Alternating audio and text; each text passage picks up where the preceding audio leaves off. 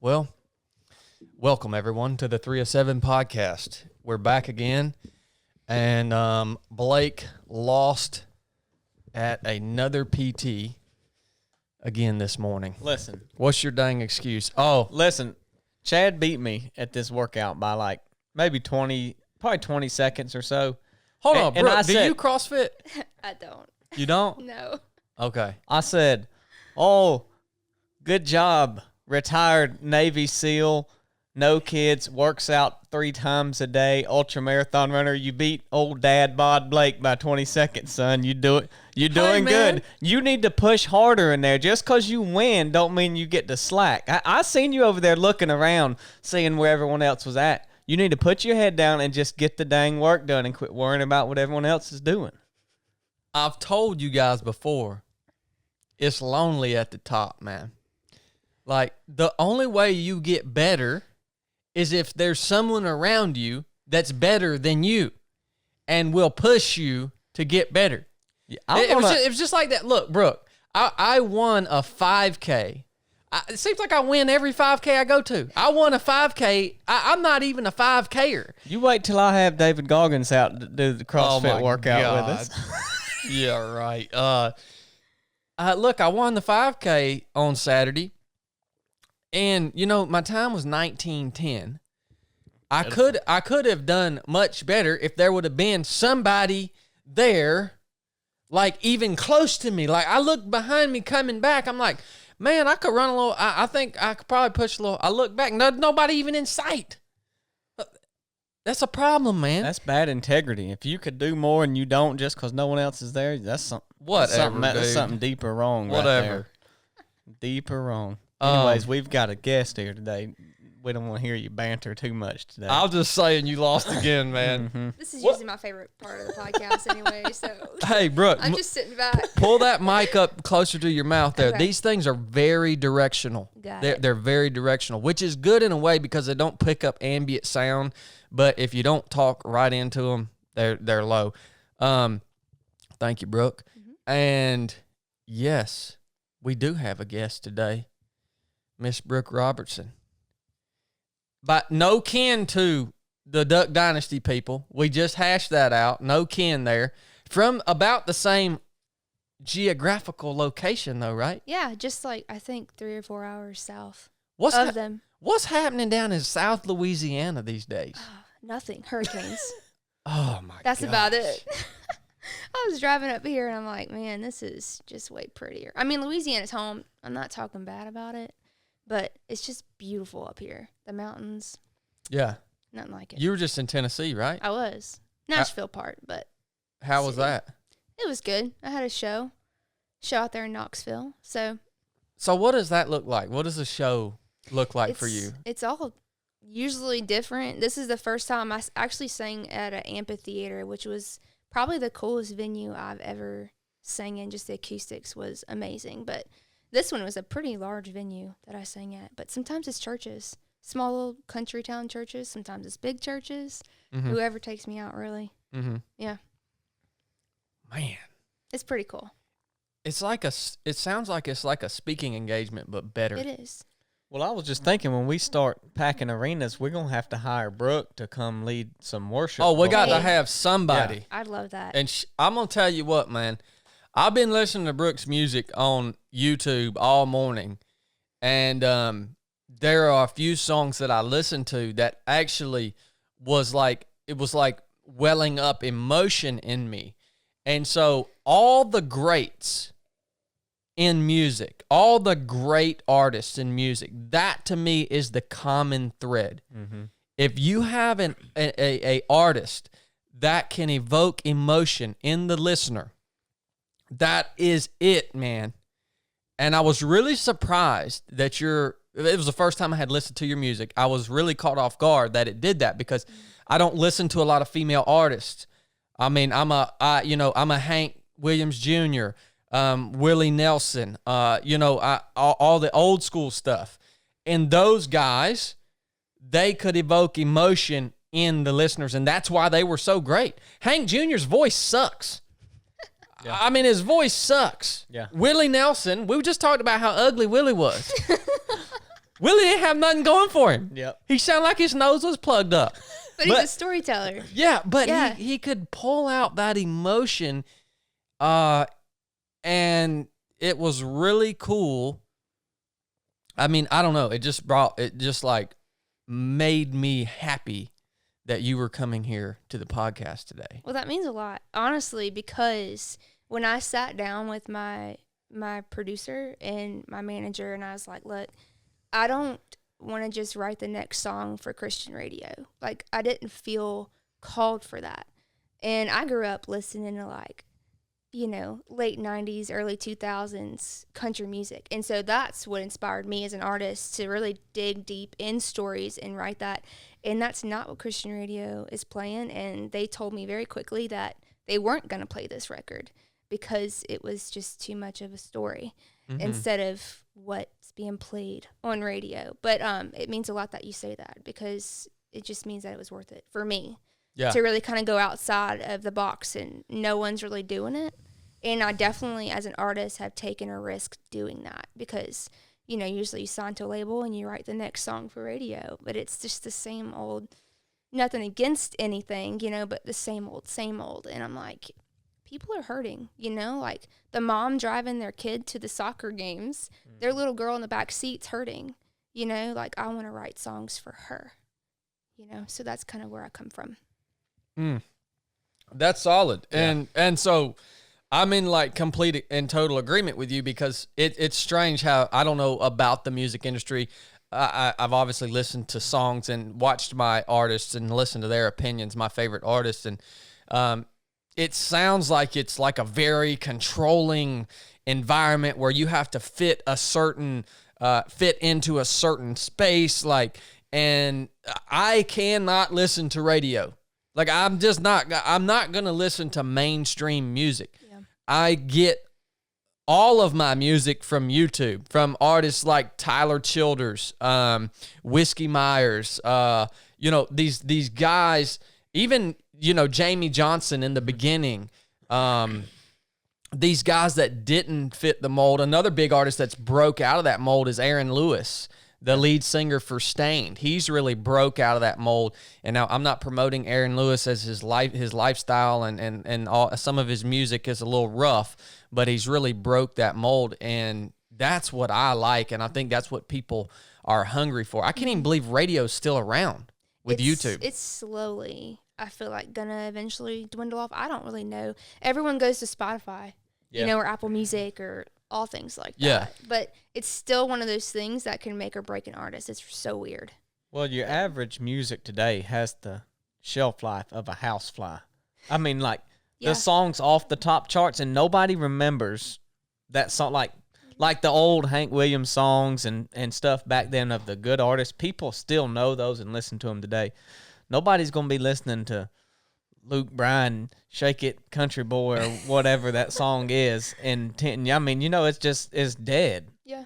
Well, I have to ask you, Brooke, are all of your songs, are they all like in the Christian genre, or are you outside of that? I mean, how's that?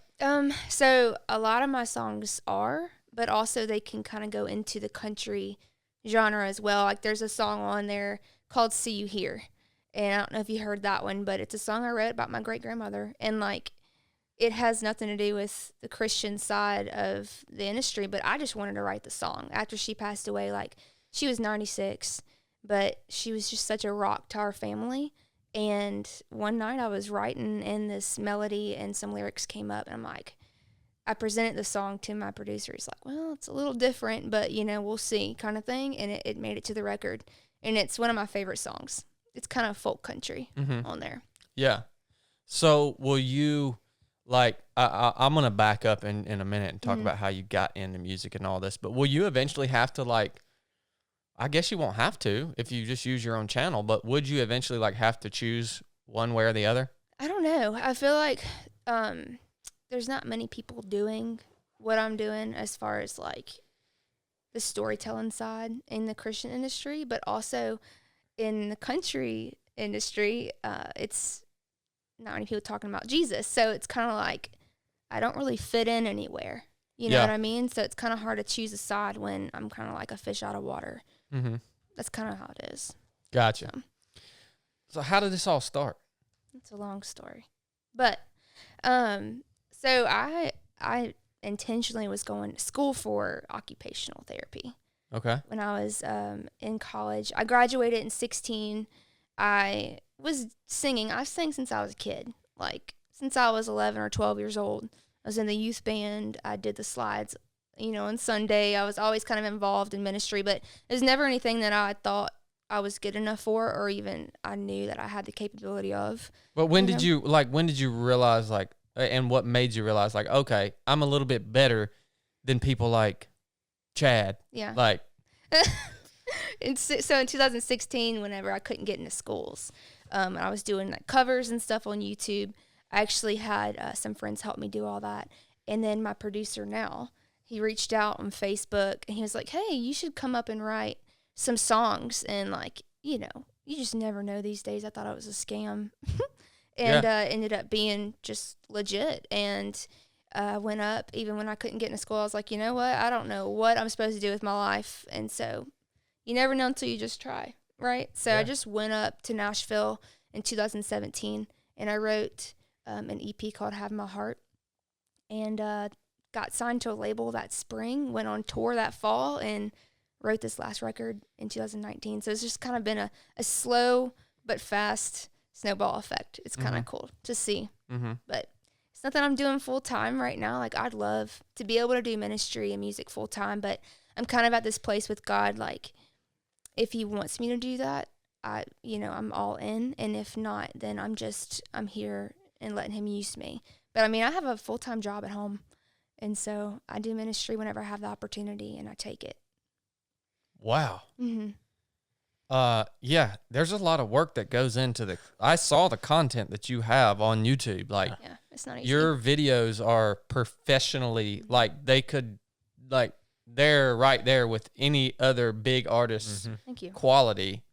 Like, I know what kind of time it takes to put something like that on, man. Yeah. So you're getting after it then. Yeah, the one for Taking My Voice Back took 2 days. So, but that was a fun one to film. Oh, I'm glad you said it was fun, because I would have probably said it was exhausting. Yeah, I mean, it was like, get up at 2 a.m., get ready, get your set at 6 kind of thing, but I loved it. I loved every second of it.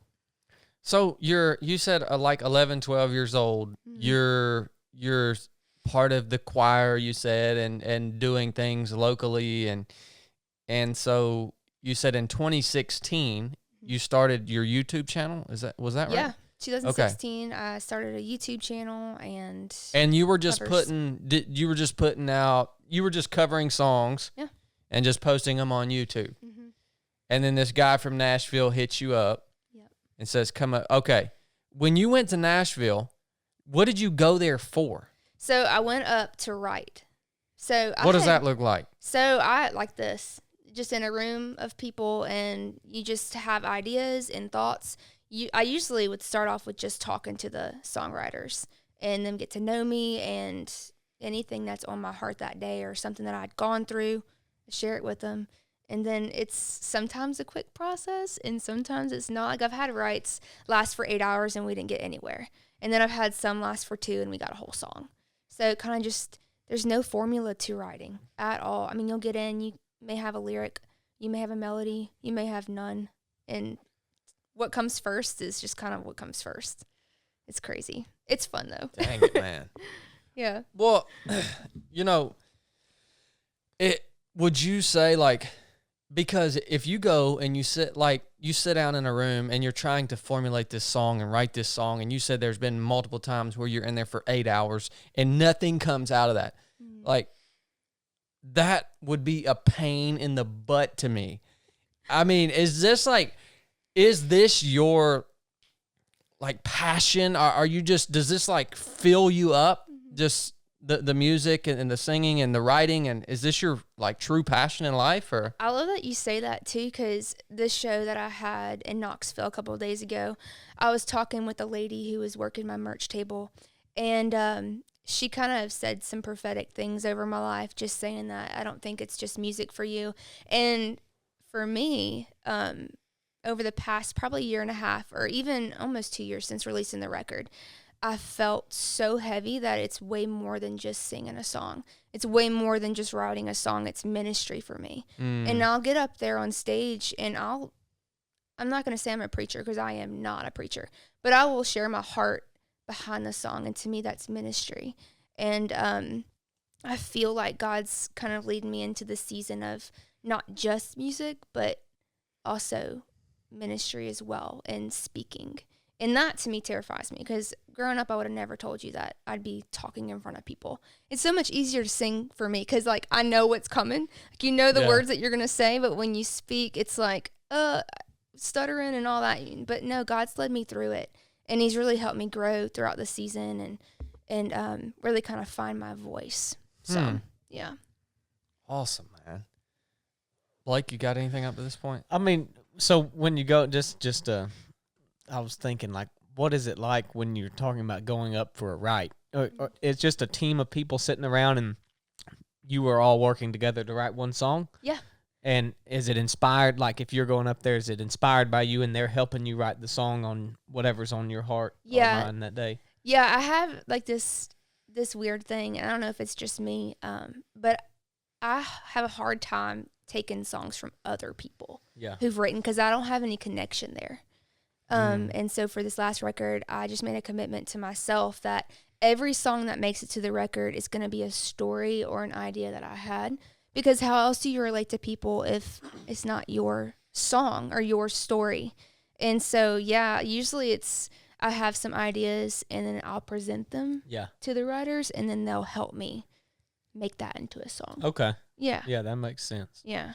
Well, I mean, it's so smart the way you are attacking that because stories are the most valuable currency that we have on earth, like in our lives. If you have stories throughout your life that you can hang on to, that you can, like what Brooke is doing when she goes in, I imagine, and writes these stories out into a song, you're basically taking that experience or that story from your life and you're molding it, you're trimming it, you're making it this thing that's presentable to other people in a way that they can understand it, take the lesson away from it, and like just take it on board, right? A story in the raw form, sometimes it's going to be way too long. It's going to be, maybe there's not enough there. Maybe there's a bunch of details that it's not necessary for them to hear. And that's what I do when I speak. I try to tell stories. And the fact that you're doing that with music is a powerful thing. And you're telling real stories too. Real stories. You're not telling some freaking love story about that somebody just made up because it sounds good. Yeah. Right? I can't freaking stand that, man. Like, man, I love it. Yeah. You say that too because I don't ever, like, I want to write songs that are going to be relatable. You know, like, I don't want to just write this generic, Jesus loves you. And even though that's true, what if someone's listening that really doesn't have a relationship with Jesus? Because that's my heart, reaching outside of the church, you know, because you hear a lot of songs that talk about the same thing, but what are things that are going to really reach people who've never heard about Jesus? Like, and they're going to actually sit there and listen to it. And then it's going to spark conversation. And then that person may give their life to Jesus through that. Like, that's kind of where I come from as an artist. And even though it may be different, I feel like it's worth it. No, well, it's cool that you say all that because I remember seeing, I think I'd just seen where you had liked a lot of stuff on the 307 page. And so when I was doing the social media, Chili does it now, but when I was doing it, I would see just a common thread of people and I would like just check them out. And so I started looking at your page, just seeing who you were. And then I looked at the YouTube page, and that was the feeling that I got, was just that like you weren't in this for money, obviously. And it seemed like there was a story behind all of the stuff you put out, and it was so genuine, and you have a good following on YouTube. So it was just cool to me to see, I don't know how old you are, but a younger lady that has built this on principles and put the work in, and you're still working a full-time job. And then I remember sending you the message on, I guess I sent it on Instagram or something. Yeah, you did. Asking you to come on, and I think you had just like it was like what seemed like it was within minutes that you had submitted your basic course Yep. application, and you did that, and then I had sent that, and I realized it after the fact. So it was just kind of neat. But I'm glad you say those things, because that was without ever even talking to you or knowing you. Those are the feelings I got just by looking at your channel and the stuff you put out. So Thank you. Yeah, that's what freaking being genuine. That's what happens when you are who you are and you're working within your passion. And we just did a whole call last night on Resurrected about how we, as the body of Christ, can interact and influence and impact culture. Okay? Here we have an example of how a Christian can interact, influence, and impact culture, right? in a big way through it. Yeah, that's what I'm saying. So, like, it's so, it makes me think, because when I tell people, the church, the body of Christ is failing when it comes to interjecting and impacting and having influence in culture, right?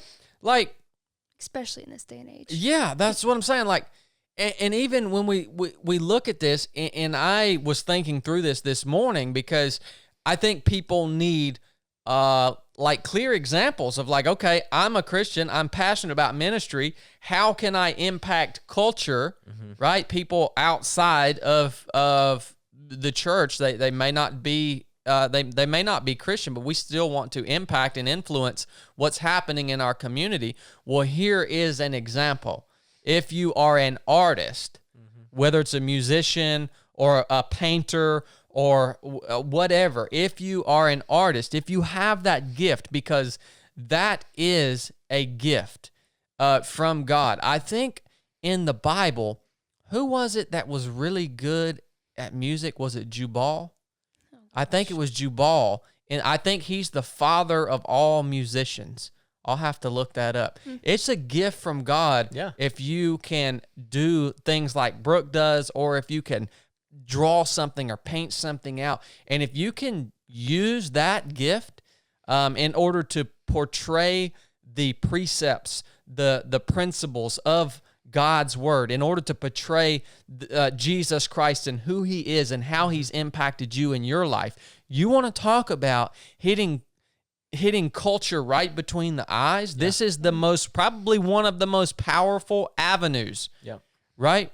That's so true. But it's interesting how Brooke's doing it, because there are a lot of Christian artists out there, and I think they come at it from a purely Christian angle. So they never really break out of that box, right? You see, there's a bunch of them. And so the fact that you can intermix the two, and like you said, you can write a song that's a story about your grandmother's life, but then you can also write another song about the way Jesus has worked in your life. You can do that. That's absolutely amazing. I just had to put that out there. It's the difference in being a Christian artist or a Christian that is an artist, right? I mean, like, I think of Need to Breathe. I don't know if you like them or not, but they have plenty of songs that are not Christian. They're just like songs about things they're going through in life, and then some of their songs are about the Bible and the Christian life. And so I think that's what needs to be put out. And I'll tell you, in Christian music today, talent is lacking.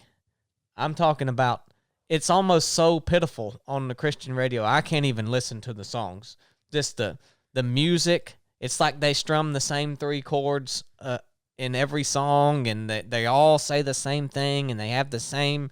I can't really listen to new Christian music. It's hard too, because radio will look at, and not trying to talk down on them, but radio will look at like what the song starts off with, like what sounds, are there slaps in there, like certain sounds that are popular in Christian music right now, or certain wording. Like, you have to be careful how you word things, and like, instead of me, it should be you, like kind of as a group whole, and for me, I'm like, you know, it makes it personal when you talk about like the things that you've gone through, you know. But Yeah, it's opportunities like this though. Like I always say, God's bigger than radio. I've always said that since the beginning. Like whenever I release this record, the world shut down, completely shut down, and it felt like a slap in the face because I was sharing my story and my heart, and I'm like, God, you had me do this, and the whole world's gonna shut down. Like, how's that fair? But I get opportunities like this. And to kind of go back, Blake, when you reached out, it was like that weekend before. I told my cousin, I said, the enemy's tried so hard to stop me. And, like, I'm not going to stop. I'm not going to give up. And my cousin, he actually is going to be at the basic course in November, Dakota Smith. And he told me about the 3 of 7 podcast and like your story. And I was like, I got to follow these guys. It's so cool. And so I started following y'all and started listening to the podcast. And that weekend I was telling her that, and I get a message from Blake. And anything in my life, nothing has ever been quick. Like God's really taught me how to be patient, and I've had to really learn that. But that was like, it was such a God moment. I'm like, okay, God really wants my story to be heard no matter what platform that's on. Whether it's radio or a podcast or in the grocery store. Yeah. You know? Yeah. and we had to reschedule this podcast like 3 times. Oh That's my my gosh. life, though. I know. That's how it works with me. I know, man. Yeah, yeah, I know. I've been thinking about this episode for quite a while now. Yeah. So, all right, let's take a little break, and then we're going to come back. And Brooke, I want to. We've talked a lot about faith. We've talked a lot about Jesus and impacting culture and all this stuff. So I want to come back, and I want to have the opportunity just to hear your testimony, Brooke, and obviously you're passionate about Jesus, and why is that? Why is that? So I want to talk about that here when we get back from the break. Oh. I think I'm all right. Okay. Yeah. I'm glad you are, because that's why I had to take a break. Water or anything? You good? I may take some water. Okay. Yeah, I'll get you a glass. Thank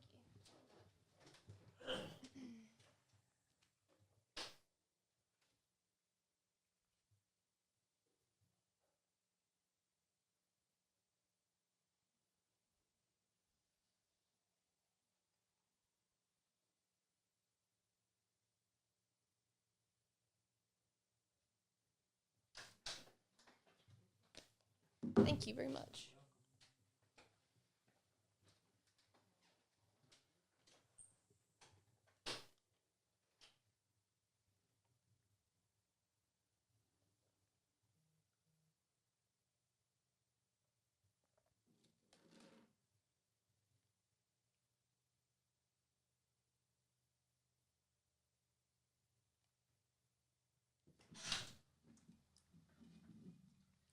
So what's next on y'all's agenda?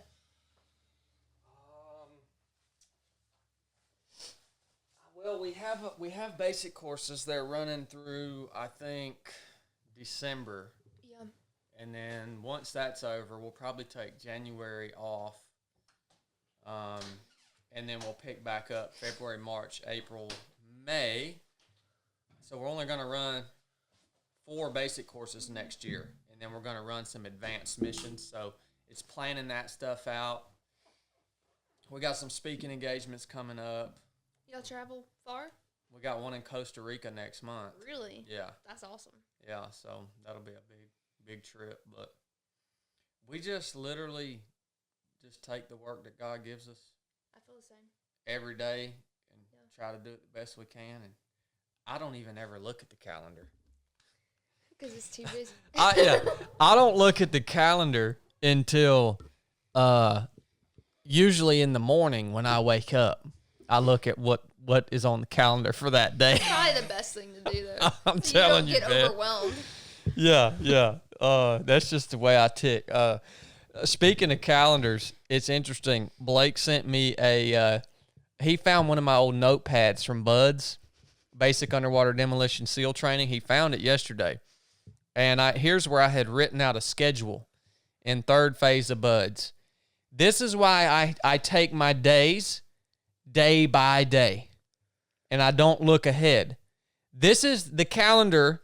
This is a day in my life as a 21, 22-year-old in SEAL training. This is how I grew up living my life. Okay.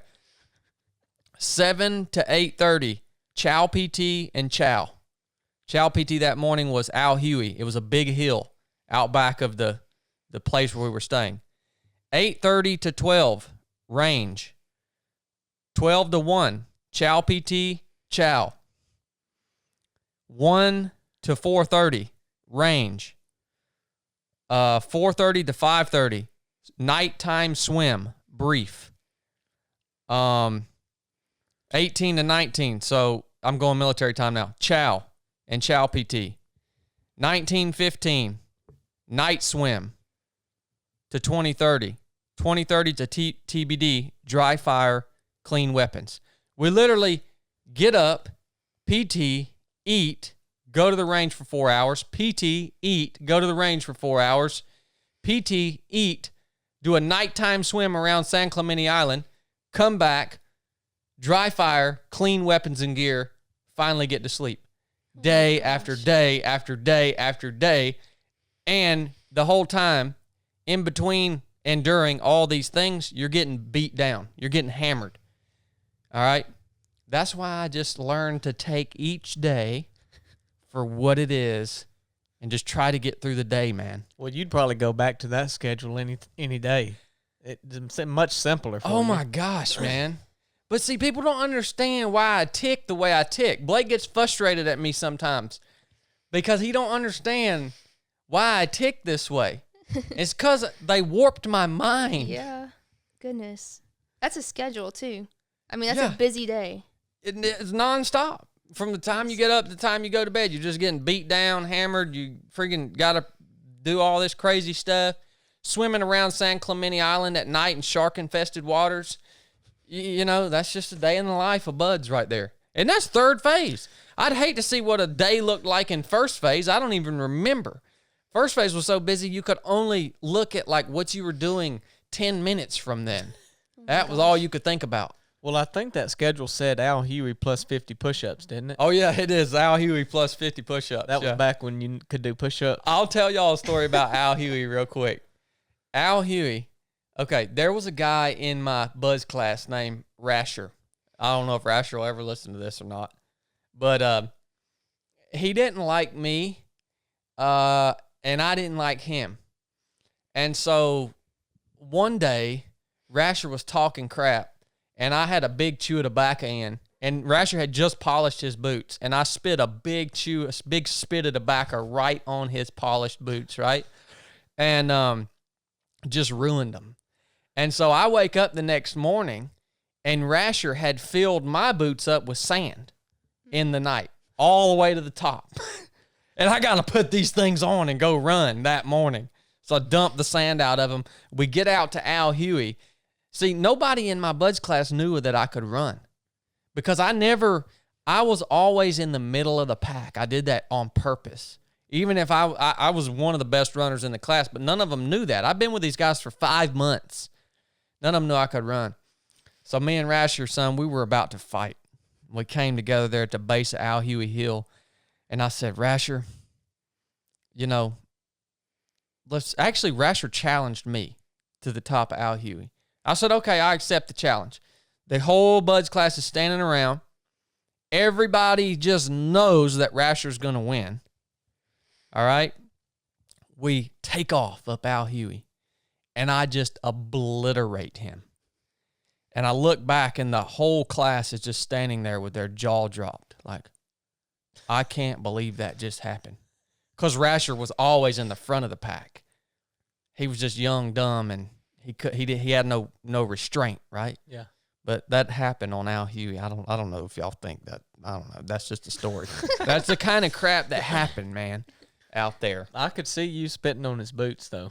Oh, yeah. You do crazy stuff. I can't believe me and Rasher never came to fists, like a fist fight. But I remember one day Chad and Brooke sitting on the front porch swing out front, and they was bickering, and Chad was eating a big bowl of Kellogg's Frosted Flakes, and he just turns and dumps the whole bowl of cereal on top of Brooke's head. Oh my god! I'm telling you guys, man, I'm my own unique crazy man. I don't look. I have never met Brooke, but I feel like I know her. You know, some of those people you just follow on Instagram, you feel like know her. I feel like she probably wanted to dump it back on you. Oh, they got into She it. retaliated. Yeah. She Yeah. retaliated. I told Brooke last night, I said, Brooke is coming on the podcast. And she said, I know who Brooke is. So she wanted to be here, but she got tied up with some stuff. Yeah. All right.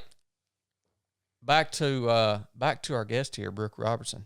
Welcome to the 307 podcast, bro. I'm excited to be here.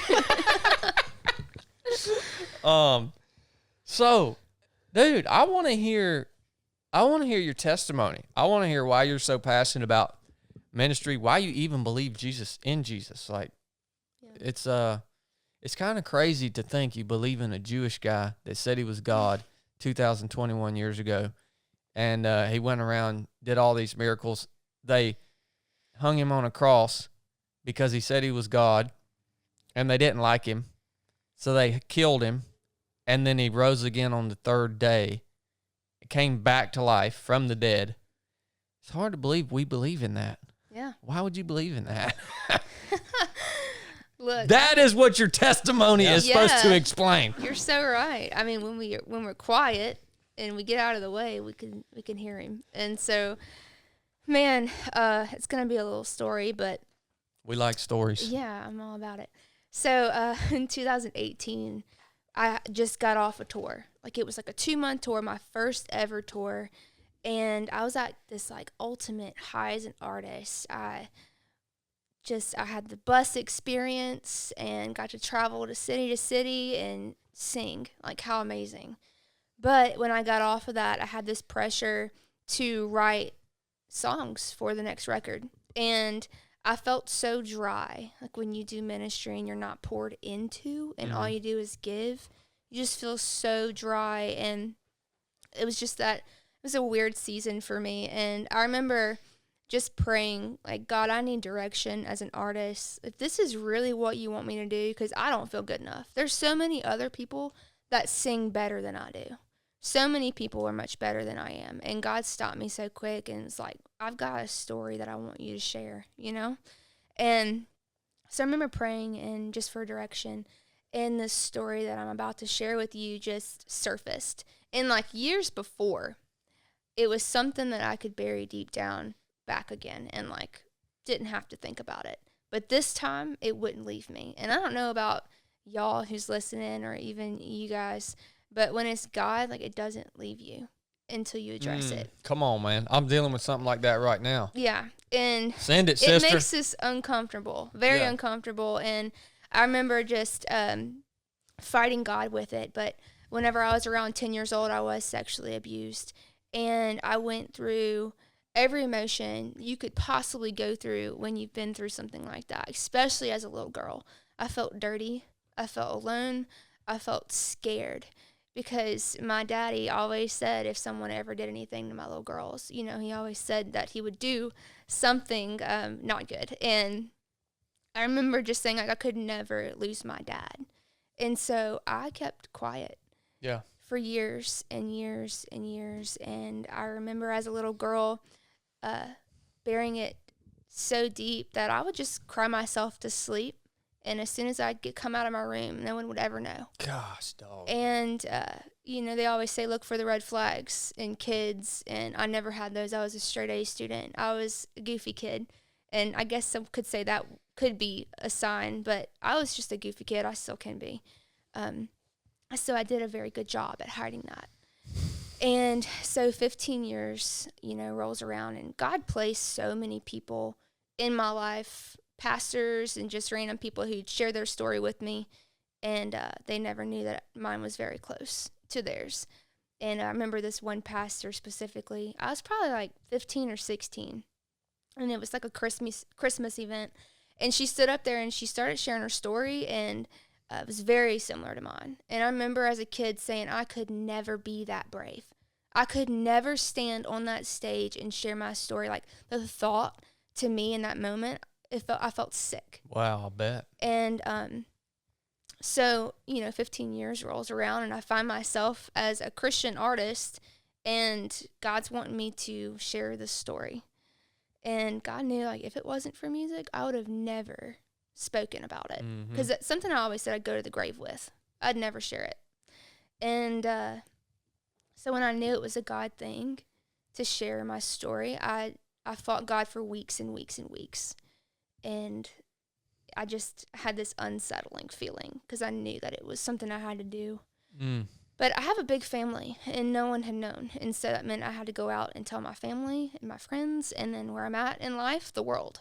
That's a big deal. Yeah. It's a big deal. And I remember just saying, like, God, I need clarity. If this is what you want me to do, like, I need clarity. And so I felt, even though I had forgiven this person, I felt like I needed to reach out and just call this person. And so I did. I reached out and I said, hey, I just want you to know that I forgive you. But I've got to write a song about this, but I want you to know that Jesus loves you and he forgives you too. And it was that moment where I was able to share Jesus with somebody who hurt me very deeply, that just relieved all that pressure and shame and unforgiveness, like all of that. I felt so free. And that was the clarity I needed to go up and write this song. And so I did. I went up, shared the story with the songwriters, and it's called Taking My Voice Back. And for years, I felt silence to my shame, and like I felt dirty. That all kept me so quiet. And it transpired into my adulthood too. Like I felt like I never could speak up for myself. And so I have found myself to really speak up on topics that are controversial as far as abortions and all of that. Like that's something I would never really want to get involved with, but now I'm like, God calls us to have that voice for the kingdom, and we have to have that bravery and boldness to do that. I think that's why I love you guys so much, because y'all are so bold and y'all aren't afraid to share the truth. People don't always like it, but so I wrote this song, and it's just such an amazing reminder that, you know, we don't always realize how crippling unforgiveness can be, and it can really pull us and steer our paths in the wrong direction if we let it. And the enemy wants that more than anything. Yeah. But when we realize that that's exactly what he's doing, and we let God take all of that, and when we hand it over, it's like a slap in the face to the devil. And that's exactly what I wanted to do. Slap him in the face and send him back to hell where he belonged. Because that really is something that stole a lot. It stole my innocence, but it stole my voice for so many years, and I said no more. And so I'm able to go out and share my story and help others who feel so silenced by shame and unforgiveness and all of that. It's so heavy. We weren't intended to carry that. When Jesus died on the cross, he died for it all. And I've had people even ask, like, Brooke, how can you forgive someone who hurt you so badly? And forgiveness is not excusing what happened, but it's allowing you to walk free in the calling that God's placed on your life. And when Jesus was on the cross, he was being beaten to death, and I don't think it can get any worse than that. But he said, Father, forgive them, for they don't know what they're doing. So I'm like, if Jesus can do that, then so can I. So I'm going to do it, and I'm going to share my story with the world. So it's just been a blessing. It's been an honor, and it's been so freeing to do that. Dang. Okay. Wow, there's a lot to unpack there. I have some questions. So I want you to talk me through, you talk about how, like, that process of forgiveness essentially allowed you to take your voice back. Like, what did that look like for you? Because like there had to be, was there a definitive moment where you were like, okay, I have actually forgave this person, like, for this terrible act? Like, was it a definitive moment? Was it a battle, a process? What does that forgiveness process look like? Yeah. What did it look like for you? I mean, that's a good question, because it's kind of hard to explain, but like over the years, it's something I became numb to and just kind of forgot about. It was one of those things, and for me, I had to vocalize it to this person, and it's not like that for everybody. It's not in the Bible to say you have to call your person who hurt you and forgive them. It's not. But for me, I needed that clarity. I needed that to fully forgive and let go. And it was definitely a process for me. And it's, like I said, it's really hard to kind of put into words because it was such a long, drawn-out process. I mean, it was 15 years of just kind of going over it through my head. And, like, it's a memory that hurts for sure. And it's something that, even though, like, the memories pop up, now that I've fully forgiven this person, it doesn't haunt me in a way. And I will find myself, too, just the memory will pop up in my head. Even now, like, even after I've fully forgiven this person, because memories are there. Like, it's hard to fully let go of a memory. I wish I could. But I'll find myself, like, sometimes I'll be driving down the road, and this happened not long ago, that's why I'm sharing it. I'm driving down the road, and I feel my fist clench, and my eyebrows just, like, tense up in just disgust, because the memories would come back that strong, and they're vivid memories, and that's something that you can't erase, but it's your response to that matters. Are you going to let that into your life and create doubt and insecurity, or are you going to just say that's a memory, but I've been forgiven and I forgive and Jesus loves me? It's our response to that matters the most. Yeah. Yeah. Yeah. That is the truth, man. Wow. Man, I would like to understand, one, like, how did you work up the courage? Where did the courage come from? I mean, to be able to tell your family and the people that loved you that this was something that you had been living with and dealing with, because that's got to be scary to be able to come. I mean, even more so to me, it's got to be almost maybe more scary to come to your family and and say, hey, this is what happened. God's calling me to share this with the world. Like, how in the world? Yeah, that was the absolute scariest part ever. Yeah. What did that look like? I was more afraid to tell my dad. And I have a huge family. We have a really big family. I have cousins, aunts, uncles. And so I couldn't just get everybody together, and tell them all at once. But it was through that God really taught me how to share my story in a way that shared hope and not so much sadness. Wow, okay. And I realized that after the fact. But I told my mom, and then I told my dad. I told them separately. I remember talking to my dad. My dad was the hardest one. It was the hardest one to tell my dad because he's very protective, and I knew that he was going to blame himself for it, and my mom too. And I just had to reassure them that it was not their fault, because they always taught me as a kid, about that. Don't let anyone do anything to you. And when you're in that, you're stuck. I was stuck in a cycle. And I mean, I remember as a little girl trying to get out of the door, and this person wouldn't let me out. Yeah. It was one of those things. Yeah. And so I told them that it was not their fault. And I remember telling my dad this, my story. And I told him, I said, Dad, I wouldn't be here if it wasn't for Jesus, because they had me in church growing up as a little girl. And that's really what kept me rooted and grounded and not so lost. I was in a depression. I was, but it wasn't an obvious depression. It was one of those behind closed doors depression. Yeah. And so when I told my dad that, and that it really was them bringing me to church and keeping me involved in church that kept me here. And I told my dad that I forgave this person. And obviously he wanted to know who. And for me, 15 years later, don't feel like that's going to help anything. Yeah. And so I got a call from my dad, hours later. He'd been harping on it the whole day. He said, Brooke, if you can forgive this person, then so can I. And like, for my dad to say that was like, wow, okay, God's doing something not just in my life, but my family's too.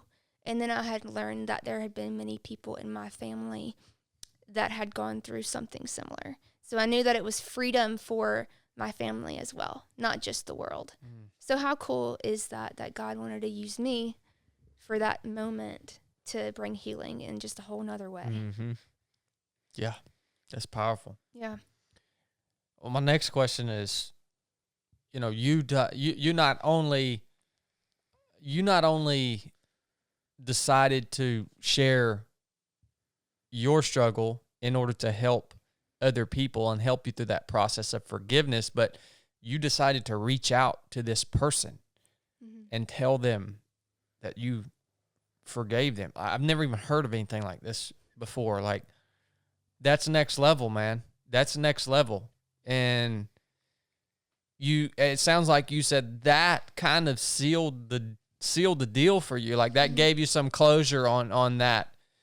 So what was that like, and how did that person react? Yeah, so I felt sick to my stomach before that, and I remember I got on a phone call with this person, and I just loaded out and shared everything, how I felt, what I'd struggled with those past 15 years, and this person received the forgiveness and apologized for what he had done. And it was a long conversation because I got into talking about Jesus and learned that this person did not know Jesus. And I was able to just plant a seed. And that's all that we're called to do. Yeah. We can't fix anything, but we can go out and plant a seed in someone's life.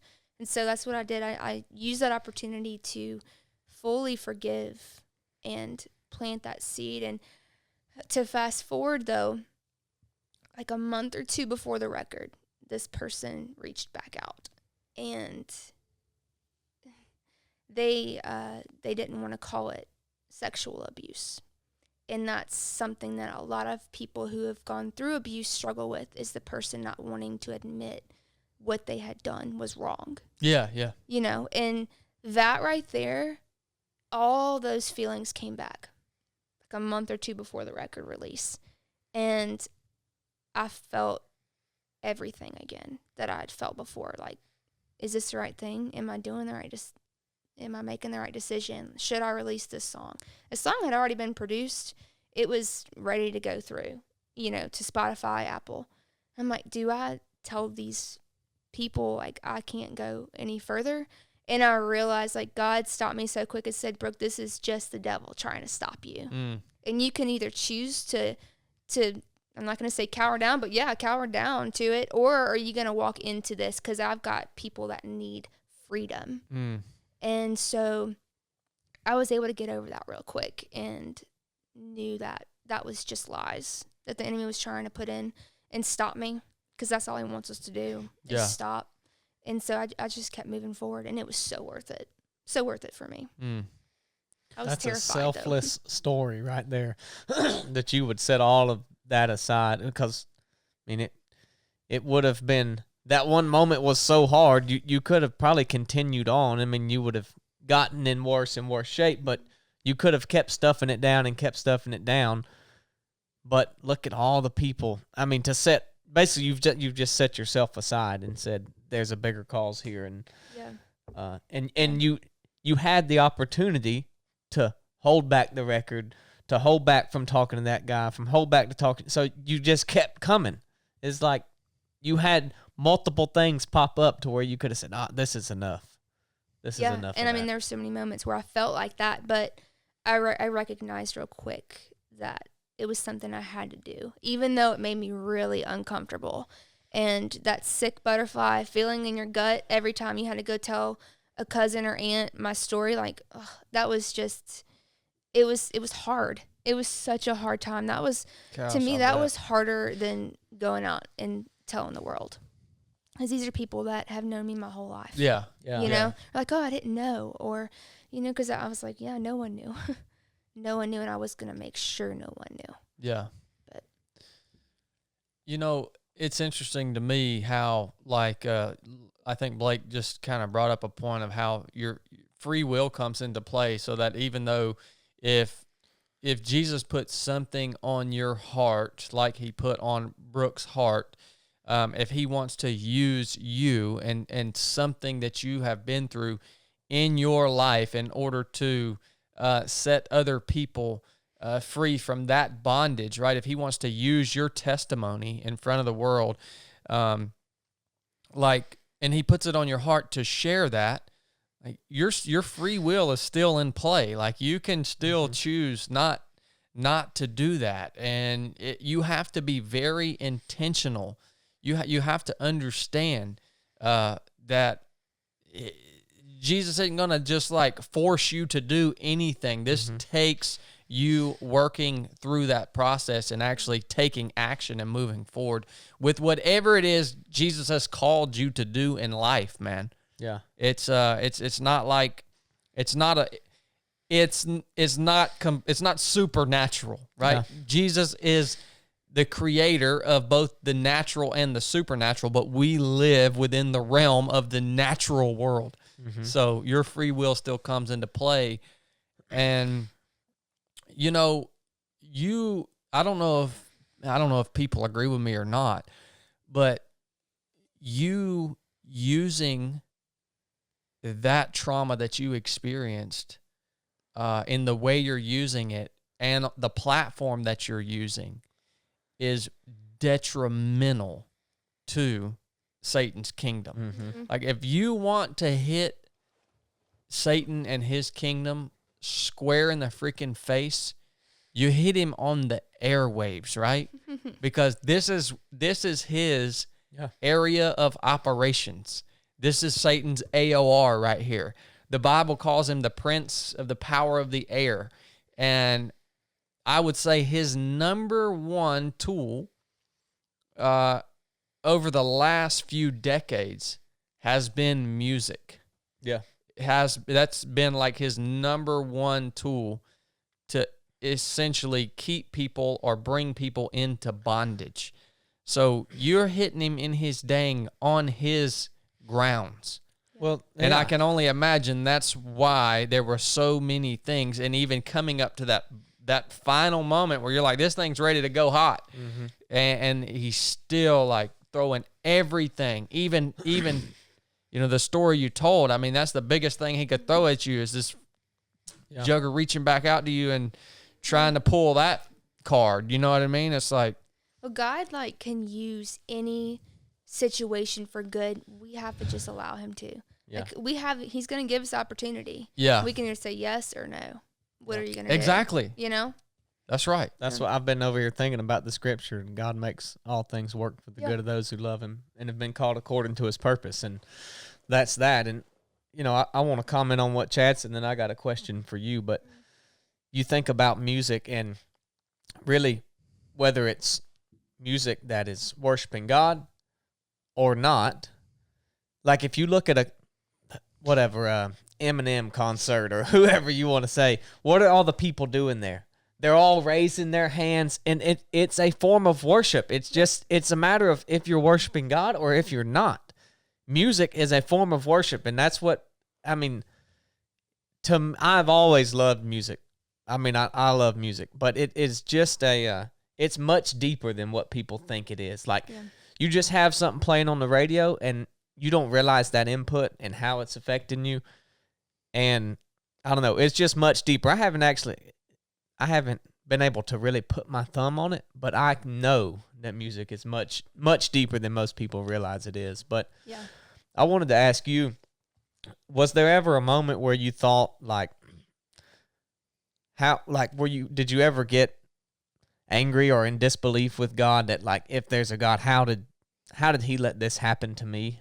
100%. That's a good question. I can't tell you how many times throughout those 15 years where I asked God, why me? You know? And I feel like that's what a lot of people who've been through something like this ask. And it's, God doesn't cause things like this to happen. Like, we live in a fallen world, and it takes really just to get to know Jesus on a whole nother level to realize that, you know, Jesus was killed, you know. He didn't ask why, you know, like he knew that was what he was called to do, is to die on the cross for us, but it wasn't easy getting there. And that's like this life, like we're going to go through things that aren't easy. And, but yeah, for sure. I definitely have asked God why, but now I've learned to ask God what, you know, like, what are you going to do now? 'Cause I know that you didn't cause this, but it was allowed. Now, how are you going to use it? Yeah. So that's kind of where I am, and life's not always fair. How It's did you not. get through that time of like, why me? Why does this happen to people? Were you just persistent in your faith and praying and seeking God, or what? Yeah, I think a lot of the whys came whenever, like, right after it happened. Mm-hmm. And so, like, I was around 10, and so I didn't really, Yeah. you hear things like, forgive, forget kind of thing.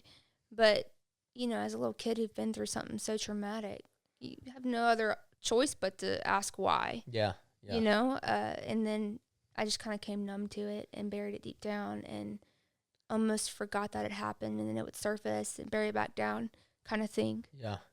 That was kind of my process of that. So It's good.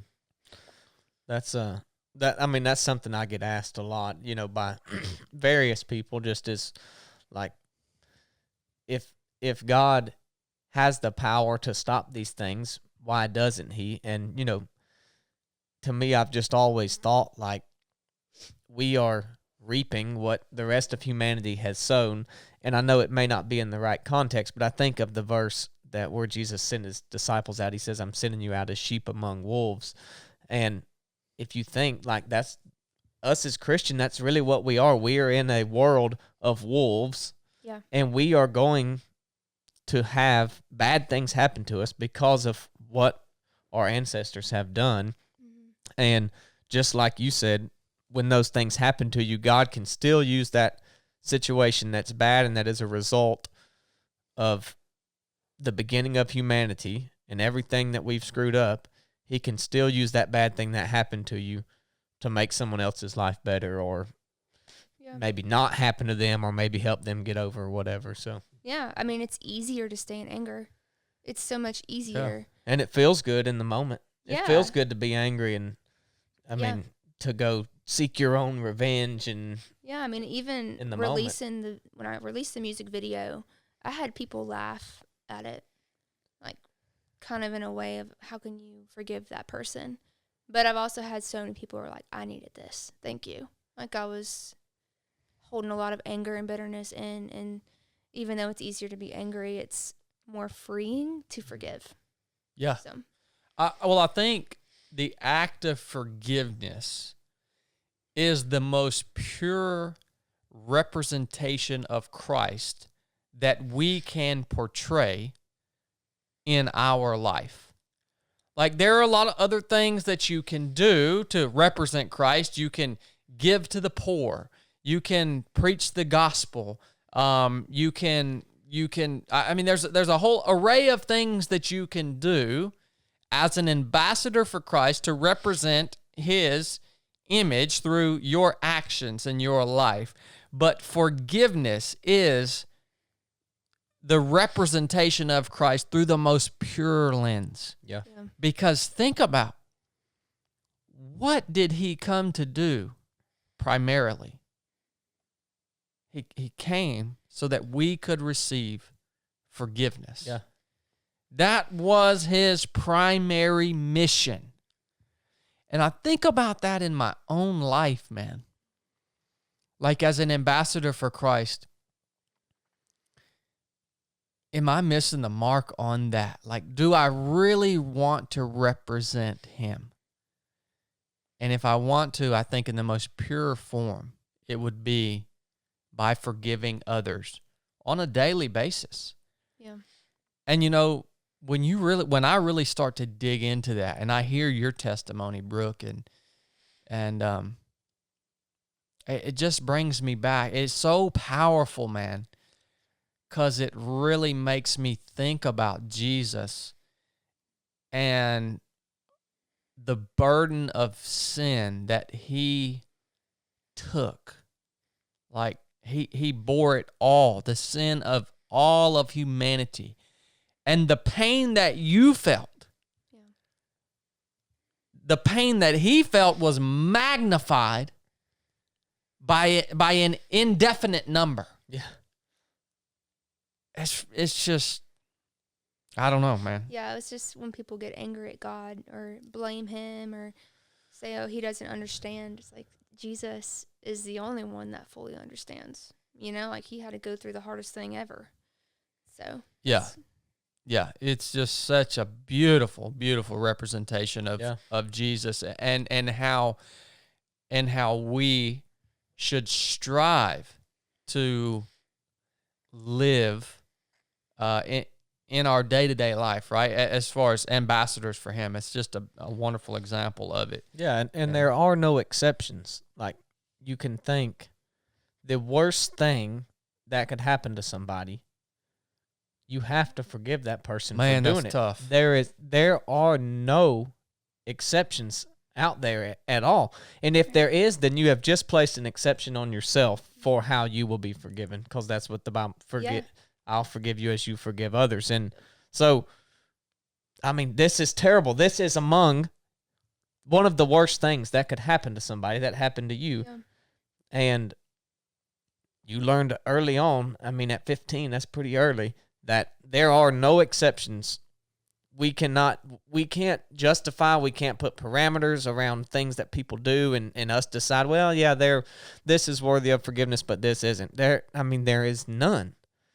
And, I mean, I would say, too, that a lot of times maybe you say that you've forgiven the person because you want to write it off. Like, you say, like, oh, yep, I forgive you.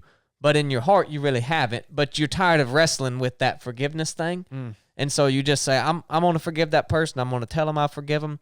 I voiced the words, and so now it's done. But it's not a name it, claim it. Like, it's not like anything. It is something that has to come from your heart. You don't even have the ability to do it on your own. No. That's right. That's the thing. A lot of people that are going to listen to this are going to say, I maybe you, listener, have had a similar experience to Brooke. Maybe you have been abused or cheated or done wrong or whatever it may be, and you're sitting here saying, how in the world are you asking me to forgive the way Christ forgave? Like, yeah, I can't do that. And yeah, you're right. You can't do that. Not in your own strength. You cannot do it, man. And, you know, I'm relating to this from a experience in my own life. So you guys know my wife is a former drug addict. Well, when she was in active addiction, there were, horrible things that happened. And like, I understand forgiveness because of that experience. Mm-hmm. Because I have truly like literally anything that we went through as a couple during that time has been cast into the sea of forgetfulness. Yeah. It literally has no bearing on anything anymore. Yeah. And Jesus Christ allowed me to do that. That's the only way that I can explain it. Mm-hmm. I can't explain. I didn't do it I didn't even intentionally do it. Yeah. I asked Jesus to help me and walk with me through this process. Mm-hmm. But there was never, like Brooke said, it was the process. I can't remember a definitive. There was never a day where I just said, okay, I forgive this person. I'm done with it. It was just like this long thing where finally Jesus released me and her from that trauma that we experienced as a married couple. And it's just gone. Well, I think you said it well, is that you still remember those things, right? I mean, yeah. But the difference is the memory's still there, but that it doesn't, that action that happened that you remember doesn't have any effect or bearing on a decision you might make. Amen. As to how you treat Brooke, as to how you operate as a family. So at that point is when you achieve forgiveness, in my opinion, because if you were going to make a decision and you said, yeah, but I remember those things she did. Right. I'm not going to freaking do that.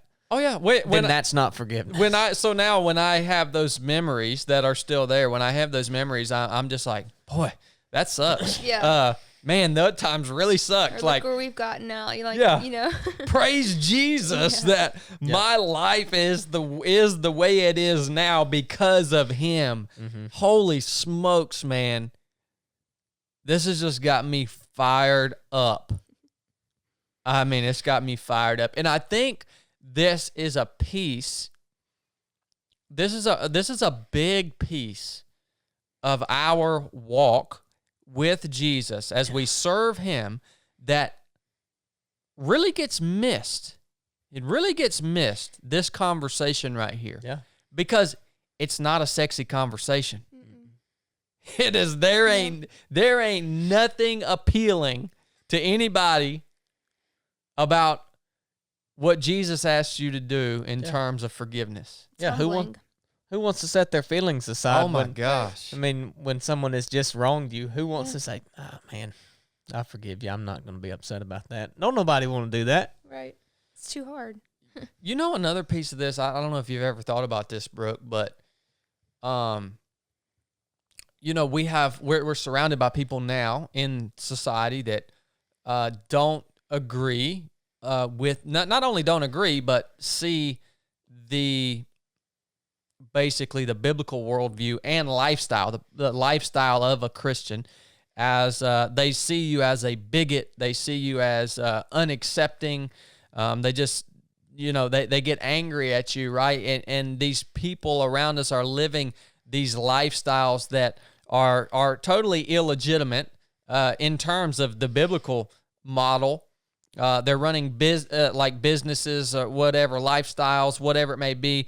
And I get asked the question all the time, like, well, how do you allow those people into your presence, like into your space? Like, how do you have conversations with those people and love them? And it's like another, I think, piece of this is coming to praying for the ability to separate a sin or a sinful lifestyle or a specific sin from the person themselves. Yeah. Like, yeah, you kind of think too. I mean, Jesus sat at the table with everybody. Yeah. You know, like that's what we're called to do. And we're not called to go and judge and hate and down that person, but just be real with them and say, "Hey, I understand. I've been where you are. I've been angry at God too." Like we've all been there. Wow. And when you get to that place and just treat that person, like, would Jesus do that? What would Jesus do? Like we hear that growing up as a kid, but it's just so true in this day and age. Like what would Jesus do? He'd go sit with that person and talk to him. And I remember listening to your other podcast about the Hokas and the run, going to run with the LGBT community and all that. I'm like, Jesus would go run with them. You know, like we're called to go and love. And through that, they realize, hey, there is something different. What does this person have that I don't?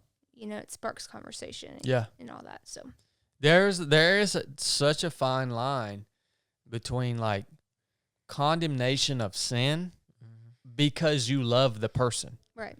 Like you're condemning the lifestyle because the lifestyle will implode. The person's life is going to implode on itself.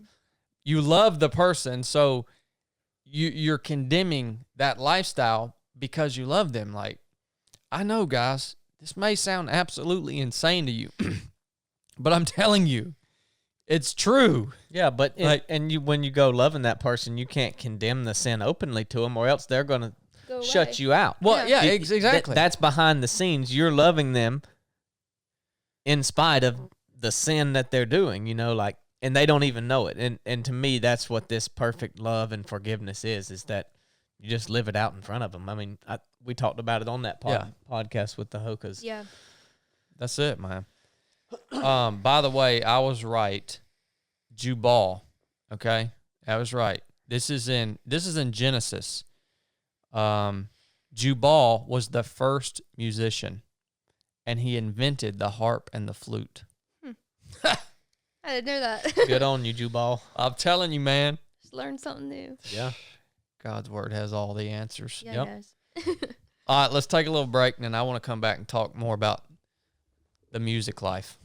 Let's do it. Well, we're back. I have a few selfish questions, Brooke. So you mentioned earlier when you were out, like on tour, doing your thing, doing shows. You mentioned that dry feeling, like I feel that so often in my life.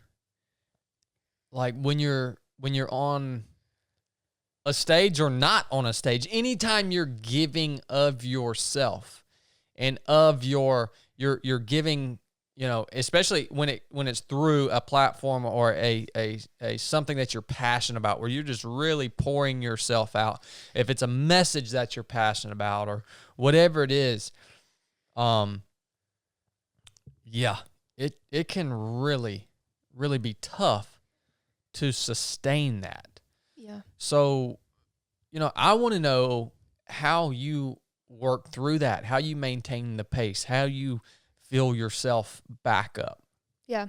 So I had led worship, or was actually on the worship team from like 12 years old up until like 24 or 25 years old. And when I went on tour for 2 months, I didn't get to go to church. I didn't get to be around a community of like Bible studies. And even though I can sit there and read the Bible, like to me, I needed community. I needed people around me. And I've gone to my home church in my small town my whole life. And I felt so heavily for some reason, which was God, after that tour to just step down from leading worship and really focus on my relationship with the Lord. And that brought me to a different church and not on a worship team, even though they had asked me to join. I just felt like that was not what I was. Of course, they asked you to join. Yeah. Yeah. I was like, no. No, I don't want to, actually. Wow. I don't feel called to do that, even though it'd been so much easier just to go up on stage and sing, because that's what I love to do. But I knew that's not why God wanted me there. And so for a year I went there, and then I even now will sometimes get that way. And I have to remind myself, like, it's time to take a step back. It's time to really dig in the Word. And it's time to just focus on my relationship with the Lord and not so, I think we sometimes get so stuck in our ministry, we forget who gave us that ministry. And we don't do that intentionally. We're human. We're flesh. And we get so busy. We get caught up in the hustle and bustle of life. And that's kind of what happens. And so, but God, He's always reminding me that it's, we need to take it easy sometimes. Mm-hmm. And it's hard to do when you're used to go, go, go. Yeah. But I went to a different church, and during the shutdowns, I was asked to join. And I did. But it's been a year later, and I feel that same way. I'm like, okay, maybe it's not on the worship team that I'm not meant to be there. Like, God's called me out, and when I go to church or when I go in a Bible study or whatever, I'm there to just soak it in. Mm-hmm. And that's been it's hard to find that, balance or whatever you want to call it, so yeah. What other hobbies do you have, things that you're passionate about that fill you up? Well, things I used to do. I used to barrel race, rodeo. I love anything outside. I love hiking and all that. It's hard to do in Louisiana. I don't have much hills. Yeah, yeah. It's really flat. But it's hard to say I have a hobby right now because I'm busy. I work full time. And if I'm not working, I'm going out and doing something with music. So. Where do you work? I work at an orthotic and prosthetic company. Okay. So we build prosthetics and stuff. It's really cool. It's a cool job. Yeah. Well, it's very important. Blake has seen me in some dry times. Yeah.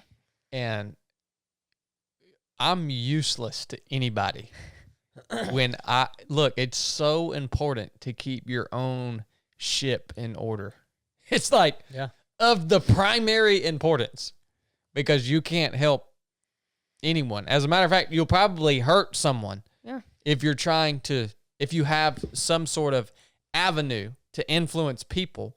You'll probably negatively impact them if you're speaking in that place where you're just empty yourself. Well, think of the boat metaphor you used on Resurrected. If you got a hole in your dang boat and you're bringing someone on board to talk to them, they're going to go down with you because the ship's sinking. It's got a hole in it. Yeah, how can we pour out if we're not being poured into? Yeah. Yeah. Which leads me to my next question. Who have been some of the major influencers, mentors, or helpers in your life, in your faith, or in music, or in both throughout your life? Yeah. My mom's really been a huge rock in my life, and then her sister is like my spiritual mama, is what I like to call it. She's always that person I can go to, and she gives me wisdom, advice, holds me accountable. I also have a couple friends who are like that in my life. And music side of it, my producer, my manager, he's all one, but his name's Jeremy Holderfield, and he is the one who's believed in me from the start. He sometimes will believe in me more than I believe in myself. And it's good to have people like that in your life that are constantly pushing you forward. And when you're just in a funk, will just tell you, like, hey, snap out of it. Like, this is what you're called to do. It's not going to be easy, but keep pushing you forward, you know. And it's good to have people like that in my life. And I don't know what I would do without any of them. Mm-hmm. You know, you made a comment earlier that was interesting to me. You said there are a lot of people out there that sing better than me, and I'm like, no, I've heard you sing. Like, what is what are you judging this off of? Your voice sounds perfect. Well, thank you. And like, how do you, because this industry is such a hard place to be in, like it seems difficult to get to the place where you're really just, whatever you want to call it, on top, where you're just, you're making the money, man. You're doing it. Like, people know who you are. Like, even the old songs, man. I posted a quote from a old Dave Coe song on the story that I posted you in. The Ride. If you're big star bound, let me warn you, it's a long, hard ride. It's like, this is a hard industry to be in. And so when you're surrounded by other very talented people in the same space, I would disagree. I would not say that they are better than you. I would say that they're talented individuals. Like, mentally, how do you stay in the game? Like, when you're looking around you and like, oh my gosh, these people are doing so well. How do you stay in the fight day by day by day and keep pursuing this? Yeah, well, it's funny that you say that. Just to be completely real and vulnerable right now, I was scrolling through Instagram, and I mean, social media, if it wasn't for music, I'd delete every single bit of social media that I have, because it can be very destructive if we let it. And I remember scrolling through, and there were some posts from several different people, and I'm like, that would be such a cool opportunity. Like, it just seems so far away from me, you know. It'd be so awesome to have this opportunity and that, and have a #1 single, and doubt, comparison starts creeping in, and you don't realize that. And God spoke so clearly. He's like, Brooke, you don't think you can share my name where you are? And that really just, it made me take a step back and realize, like, God's got me where I am for a reason, and I'm not gonna let comparison creep in. Like, he's gonna use me wherever I'm at, and that's just how it's gonna be. Yeah. So adjusting that perspective. It's perspective. Yeah. Man, that's some sound wisdom right there. And I'll be this, since you shared that about, you know, your journey in music. I mean, it's the same way for me as a, whatever you want to call me, a social media influencer, backwoods Navy SEAL wizard hermit.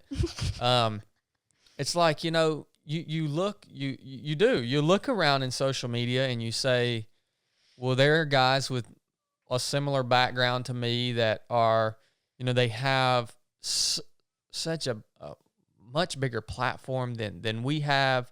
Their podcasts, you know, reach more than us. And it's like, man, that can creep in, but I also have to adjust my perspective quite often and go back and say, well, you know, we have and do help people where we are at.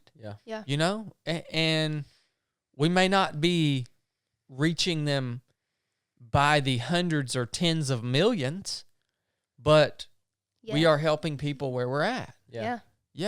And I mean, I think about, you know, he who is last is really first, and really by you holding to your standards and who you are. Like, that's the reason if we wanted, I firmly believe if we wanted to set Jesus aside and blow this thing up, I think we could be on top of whatever we wanted to be on top of.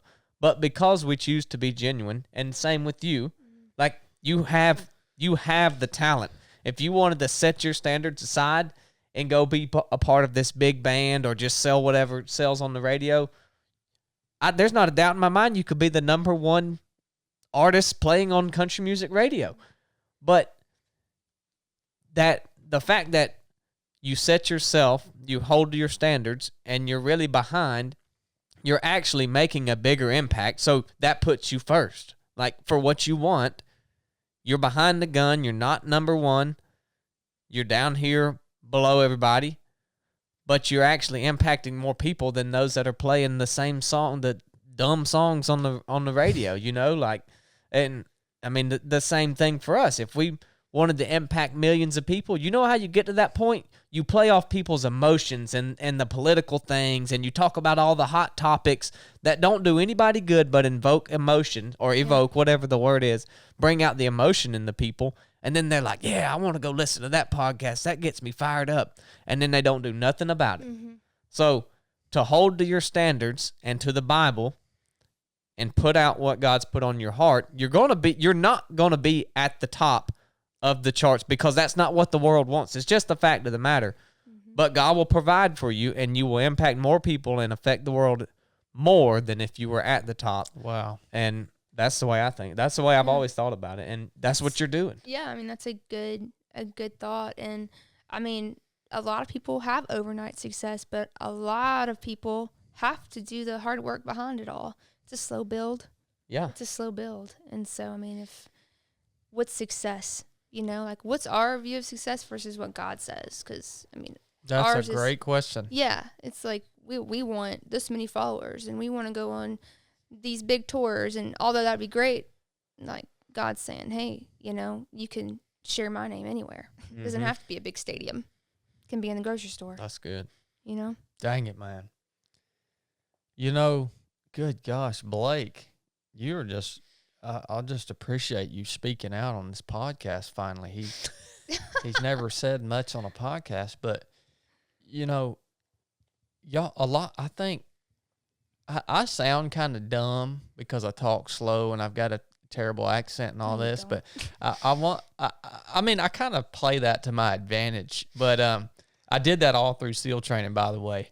And, but let me tell you, I know what people want to hear. Yeah. I know. Like, just like Blake said, I know what people want to hear.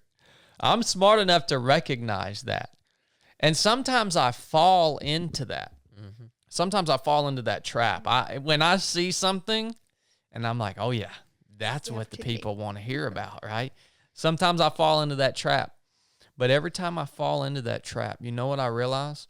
The fruits of that, the fruits of putting out that message just because I know that's what people want to hear and it's going to cause them to react emotionally.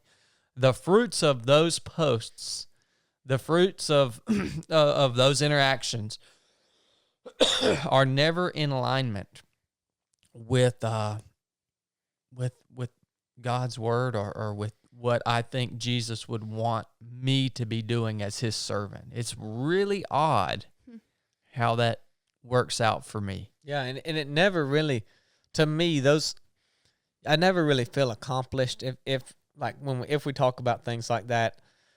I just don't really care to talk about it, because when you do, you sure don't. You won't say a word about it. No, that if you ain't talking about Jesus, there ain't no need to talk about it. And it don't always have to be direct, right? Yeah. But it has to, in your mind, you have to say, well, all right, this is tying it into Jesus. And if not, I just don't care to talk about it. To me, it's meaningless. And I mean, maybe other people see value in it in other ways, but no, that's just what I think. I will get slap into a rant. I mean, I will get sucked into a rant.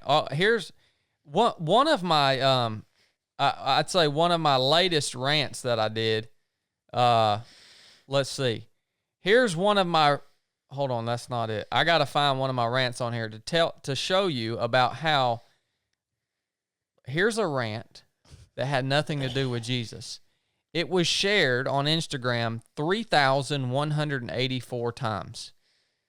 It's like the most share because it was simply appealing to what people wanted to hear. Mm-hmm. But if you go through and read the comments in this rant that I did here, it's nothing but negative bickering and arguing and complaining. Yeah. You know what I'm saying? Man, I needed to hear this, this conversation. Like the most uncomfortable we are is where the reward is greater. You know, like God always gives us opportunities where we can just do what people want to hear, or it can make us really uncomfortable and maybe the person listening uncomfortable, but the reward's greater. Yeah. You know? Yeah. Yeah. The eternal impact. Yeah. That you make, and you'll never be able to see it. You'll never be able to see the generational impact. Mm-hmm. And I think that's what you guys are speaking to. Well, and I think Brooke said it best earlier is that we can't be responsible for the becomings of anything that we do. All we can do is plant a seed. And if you can think of it that way, because a lot of times we get hung up and we want to see our reward, right? Like we want to see, oh, yeah, I planted this seed and now look at the crop it has grown to be. But, and you know, you talk, you look at the verse about the heroes of the faith and how a lot of the stuff that they accomplished, they never saw come to fruition. They just did the work that they should have done. And then most of them got killed. And it's like they don't even know what they did. And all we can be concerned with is just planting the seed. And then it's like you move on to a new field and you don't ever look back. Maybe somebody comes back through your life and you see it, but more than likely you don't. I mean, you don't often see that. Right. Sometimes you do, but you just move to the next field and then you plant your seed and you move to the next field and you even plant it where the rocks are and the weeds are and all, you know, all of that. Because maybe it takes root, maybe it doesn't. It's not for you to decide. You put your seed down and you move on. Have you ever felt, Brooke, when you're out doing your thing, man, and you're performing, and has it ever been hard to stay grounded in like who you are in your faith? Have you ever who you are as a person and also who you are as a Christian? Yeah. Like, have you ever felt the pull to maybe drift outside those boundaries because of you're front and center, you're on stage, people are looking to you, like you're getting the attention? No, I've never felt that way. Honestly, I can say that. I promised myself in God, me and God had a talk before I did any of this music stuff, that I would stay true to who I am and who He's called me to be, and not what the industry wants me to do or say. It's one thing that I promised myself. Mm-hmm. That's awesome. Yeah.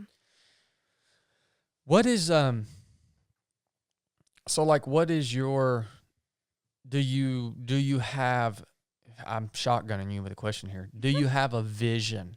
Like what is your God-given vision for your life, your gifts? Like have you thought about that? Yeah, I have desires. I actually made a post, like sometimes we have desires and we don't fully understand. They're so deep. We don't fully understand them until God reveals them to us. So like over these past 5 years, you know, there's been things I thought that I was supposed to do here and there, and like God's slowly showing me. And just over the past year and a half, I felt like speaking is something that He's calling me to do. Writing a book. Honestly, don't even really read, but I feel like there's something that God's put in me, to a devotional for young women or something like that. I don't know. I'm in the process of planning a human trafficking event in my local community. I've never done that before, and that's challenging me. That's pushing me. And so speaking, and not just music, but speaking, and that terrifies me, to be honest. But I'm like, you know, what terrifies us is where we grow. So. Well, I want to encourage you. You are a very well-spoken person. Yeah. Thank you. Yeah. All right. You are a very good speaker. Like in a lot of ways, practically, and your message is great. So like you can speak the message in a way that people, I think, will want to listen to you, because you're not saying all these filler words and you're not getting it. All right, so I just want to encourage you with that. And it's funny because this morning when I posted on my story that you were coming on the podcast, I was like committing to releasing this episode. And I'm like, I don't even know who Brooke is. Like she may be some crazy person. Some and then weirdo. and like the episode may be just something like oh my gosh, I can't put this out. And then people are going to be like, where's the interview with Brooke? But like, It's trashed. yeah, it's like you are a very good speaker. So I would encourage you to push forward with that mission.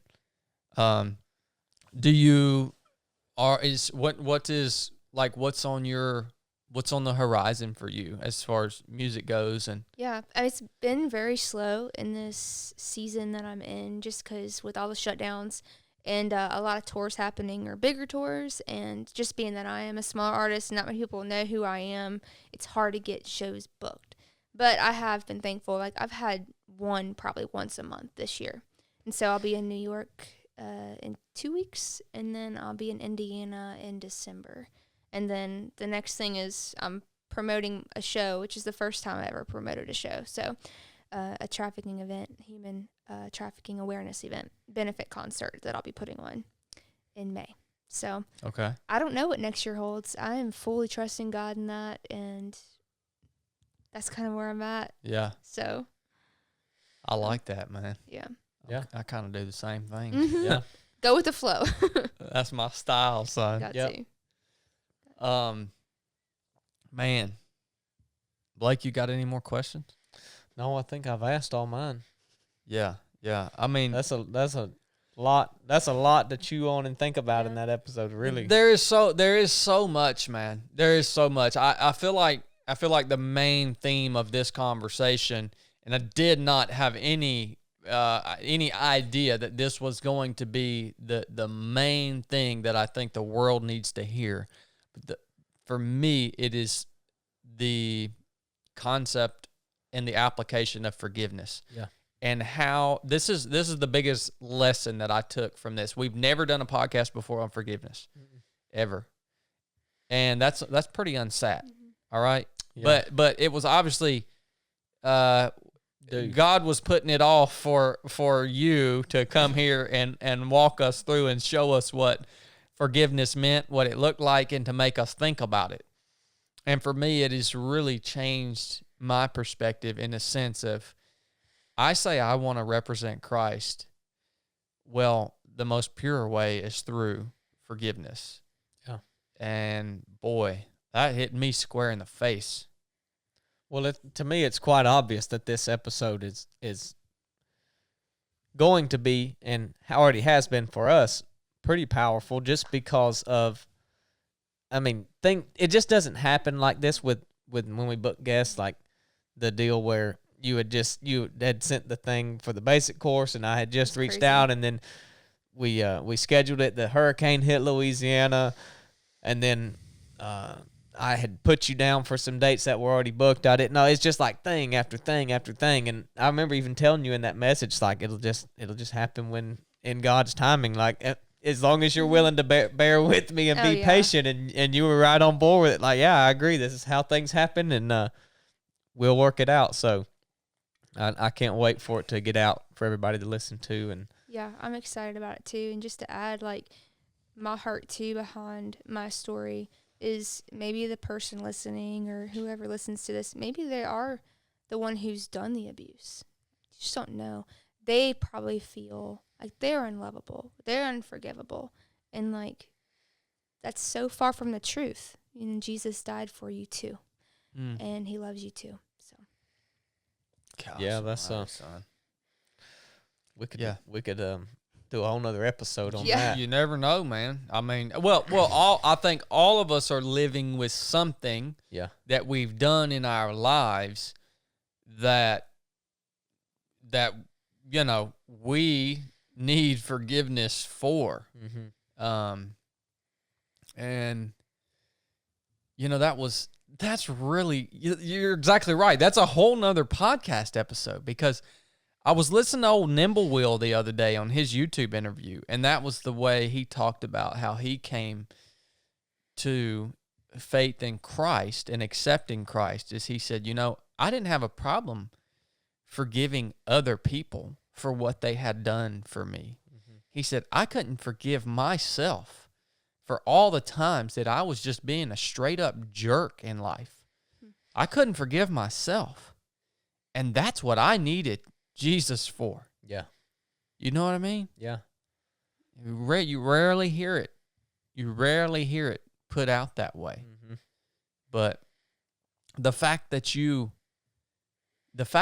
need forgiveness for something and you just can't forgive yourself, you just can't let it go, that is pointing you to your Savior and your Creator and the one that loves you eternally, right? Yeah, and I mean, when you don't... Unconditionally. Yeah, that's the whole thing. When you think, how could God forgive me, or I can't forgive myself, again, you are putting parameters on what forgiveness can be, what can be forgiven. There's so much grace there. Yeah. I mean, not to get off topic, my grandfather, he did things throughout his life that he shouldn't have, and he gave his life to Jesus on his hospital bed. Like, that's grace. He could have lived his whole life glorifying God, but he chose not to. But he did make that commitment, and it wasn't too late. God's not like, nope, you're too old for that. It's not how that works. He was dying on his deathbed and gave his life to Jesus. So, man, he's always there. Oh, yeah. Jesus told us about that, right? Yeah. He told us about that in a parable. It's written down where he says there's this guy that owned a vineyard or a farm. And a guy went out in the morning and he said, hey, he went out to the street and he said, hey, guys, I need some folks to work in my farm down here. I'll pay you $1. So they went to work in the morning, right? Well, then the owner of the farm went back at lunchtime. Said, hey, we need some more people working in the farm. They went out and he recruited some more workers. He said, I'll pay y'all $1. Then he went out in the evening. There wasn't about an hour left in the workday. He went back. He said, what are y'all standing around for? We need some people up here working on the farm. I'll pay you $1. And so those people went up there and they just worked for an hour. And the work day was over, and everybody came up to him to get paid, right? And the people that had been there working all day long were pissed off because the guy that owned the farm was paying the people that had only been there for an hour the same amount of money that he was paying the people that had been there all day. Yeah. And the guy that owned the farm said, that ain't for you to decide. Yep. I'll pay these people what I want to pay them. That's the way it works. Yep. With man, you get what you deserve. With God, you get what you don't deserve. That's how it is. That's a good point, though. Yep. Gosh almighty. Son. That's how it is. And the other example is, you mentioned earlier when Jesus forgave the man that was also being crucified at the same time as him. Yeah. That man was put up there to die, and Jesus forgave him and said, you'll be remembered in heaven. And so there that man, just before he died, gave his life to Jesus. I mean, right there, right at the time, like, Yeah, this episode is definitely gonna be titled something forgiveness. I don't know what yet. I got to think about it. It'll come to you. Yeah. All right. So, Brooke, where can listeners find you, follow you, listen to you, connect with you? I've tried to make it pretty easy. So Instagram, Facebook, and YouTube is all Brooke Robertson music. Okay. So I have a Twitter, but I don't really get on Twitter. I mean, I'll just repost stuff, but it's not my favorite. Mm-hmm. But yeah, Brooke Robertson music. And my website's brookerobertsonmusic.com. So pretty easy. nice. And you've done much better job than me. Some of ours are numbers. Some of are spelled out. Oh yeah. Some of my profiles, my name is spelled with 2 D's. Some of it's spelled with 1 D. Some of it, I've just went all. It's amazing anybody's found me on social media. I don't know what I had no clue. 2.5 years ago, I did not even know the word Instagram. Seriously? I seriously Did not know what it was. I had heard of Facebook because my wife had a Facebook page that she talked to family in, but I didn't know. Instagram's like where it's at right now. It's really not Facebook. I mean, people have Facebook, but it's Instagram. I'm just saying you've done a great job getting the place, even your website. I mean, our mess is all over the place, but no, that's awesome, man. And man, I'm just thinking, I know a good musician now. We're going to talk later. I got to figure out how much it costs to hire you to come sing at some stuff, man. Yeah. Because we get some people together sometimes, and man, how cool would it be to have somebody there like Brooke? Yeah. Well, Brooke in particular, that would be awesome. I'm super pumped. Thank you for having me. Well, thank you for coming, Brooke. Yeah, it's been fun. It was really fun. I guess we'll wrap it up. You guys go find Brooke, follow her, and reach out to her and let her know if you got anything from this episode. All right. Usually I ask you to share the episode. I will ask you to do that too. If you've noticed, we don't really run ads on the podcast anymore. We're not like saying that we'll never run an ad again, but we would rather put this out for you guys and ask you to share the episode so that the podcast can grow. But I would also ask you on this to go and interact with Brooke and let her know what you got out of this conversation. And I look at all messages too. I'm glad not you like do. that person that just deletes. You're not like me. Well, in your defense though, you probably get a lot, and it goes into like a hidden Oh yeah. thing. Oh yeah. You have to like intentionally. I go just there. gave up on it years ago. Yeah. I'll go through and gander at them every now and then. Well, you still read a lot. You just don't really respond. Yeah, to I them. do. I guess that's right. I do read a lot of them. I just don't respond to a lot of them. It's hard to though, especially when you are busy. The old social media, son. Mm-hmm. Gosh. Love it and hate it at the same Yeah. time. Y'all thought that schedule that I showed you, that I read from third phase of Buds, y'all thought that was rough. No, that ain't rough. Like Blake said, I didn't even have a cell phone out there, man. Like, that was just so cut and dry. It's Yeah. Pretty easy to remember though. Yeah, it's like the social media stuff is mind-boggling to me. You thought, Yeah. I'm going to work out, eat, and shoot. That's Yep. what I'm doing today. Work out, eat, and shoot and swim. Yeah. That's all I got to do. Yep. That's right up my alley. All right, guys. Well, thanks for tuning in. We love you guys. Brooke, we love you. Yes. Thanks for coming and sharing with the body of 307 Project. Nuff said.